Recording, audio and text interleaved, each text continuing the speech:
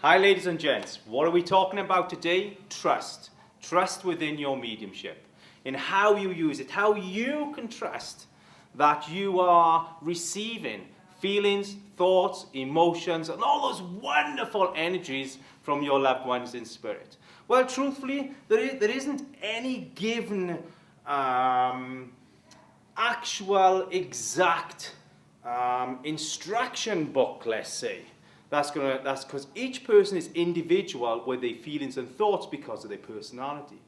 But let's say that the best way to describe it is the emotion of energy that almost comes with it. I mean, just think of, there's been times that you've thought about a loved one past and you've almost got emotional with it. It's brought back a nostalgic feel of memories, but it's more than a memory. It actually feels real.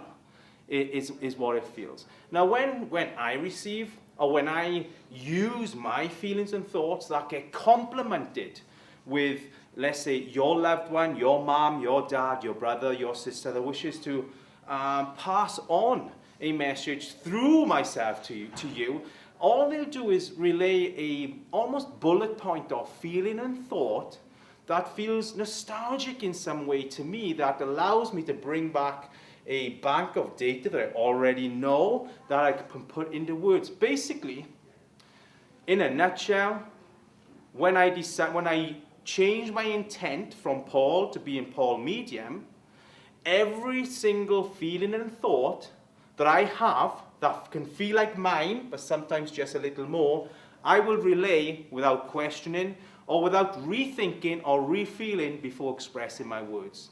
And there you think, well, Paul, that must be too easy. Truthfully, it is. Why would your loved ones in spirit wish it to be difficult for you to link with them? They would not. That's why the process is so simple.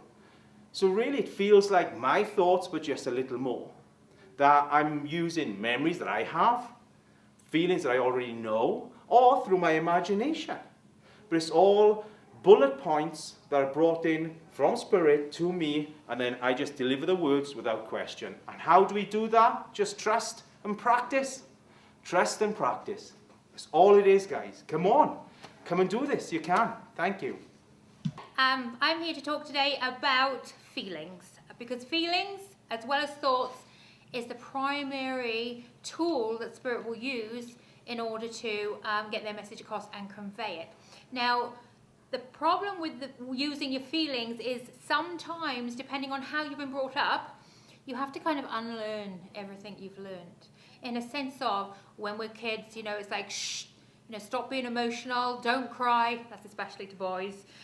Don't cry, don't show off, don't show your temper, don't, all these don'ts that we had to hide and stop, our true selves. And so what happens, especially as well when we get to school, and it's kind of like you have to sit there, and I don't know if you have it these days, but it's like you have to fingers on lips, don't be a little bit robotic, really.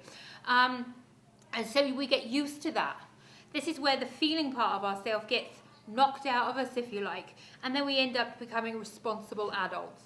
Okay, but when we get into mediumship, we have to unravel all of that. We have to get back into our gut instincts, our feelings. Not the synthetic feeling that might cover a true feeling. We have to get into the true feelings.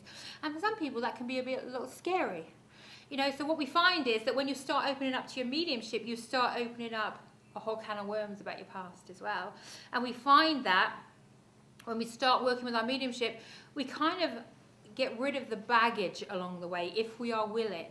We get rid of the baggage that we've been carrying around for years maybe, and it actually frees us up and it lights us up and we feel a lot more light. And also, when we get rid of that baggage, when we start reading people and working with people, we're not biased about the feelings and thoughts we're getting, because we're kind of a little bit free down there. We're free within our feelings, so we don't get caught up in our own stuff. And that's what I would like to tell you today. So if you are thinking of ever becoming a medium, or you want to work with your mediumship or your psychic abilities, we have to get back to our true selves. We have to get back into the childlike feelings that were lost long ago. Thank you. Hi, here I am again. And what's our topic today? Your personality. How your upbringing how your confidence, your personality, how those instilled rules and regulations that you would have experienced from your mum and dad during your upbringing has a profound, profound effect on your ability to trust those feelings and thoughts that come from Spirit. Many of us going through our childhood were told not to cry. We're told not to be upset. We're told, be quiet, sit down, behave. All those things that very much would have stunted our confidence, stunted our ability to trust, well, our own feelings. As a child, as children, we are many times told, stop crying, you're crying for nothing. These things are negative towards our self-worth, which has a huge part to play in your mediumship also. So, learning to understand and learning to trust your feelings and emotions, all the thoughts that we feel we're getting from Spirit, really starts from going right back to understanding the reason for your childhood. The reason why mom and dad were a particular way with yourself, in a self where you felt that you weren't allowed to show off in the home. You weren't allowed to trust and express your feelings in many ways. So yes, mediumship is the opposite for many. My wife, Debra, very much, she was brought up never to show emotions, to hide so much. Because her home was a difficult home. It really was, very unpredictable. So for Debra, there was many times that she wouldn't allow herself to visualize what was going on in the home because it was so scary in many ways for her, because of what she went through. So yes, many of you will experience these different hurdles that you will have to get over there. Many will in order to allow yourself to really open up and trust your own feelings and emotions again. Remember, when you came to this earth, you came as a clean slate. There was no rules. They were instilled by others. And in order for you to trust and learn to trust the thoughts and feelings that you're getting from Spirit, you have to go back to your childhood and understand the restrictions that were put on your emotions during those times. For you then to really be able to recognize yourself in a way of, well, maybe I do not visualize very well because of my childhood. Or maybe I don't allow myself to feel much because of I was told not to feel.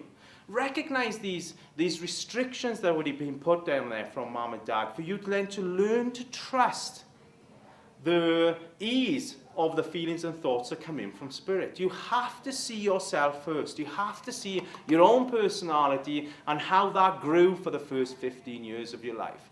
Which will then, by recognizing this will bring a greater understanding of your ability and the trust that you need to get to believe and understand what you're receiving there from Spirit. I mean, I hope that made sense to you there, ladies and gents. Please know that it's a process, your development. But it's a process of not you feeling, oh my word, I have to learn to make my link to Spirit, because that's already there. It's a process of understanding your life, your development to where you are now. That's where you are. So please give it time. Give it time to understand your own emotions, to recognize where you feel you don't trust. Recognize where you feel that you hold back on your own personality. Do that first. Then that will help you to trust the feelings and thoughts that come in from Spirit. Hope that's helped, guys. Hope so. Speak to you soon. Bye. Thank you.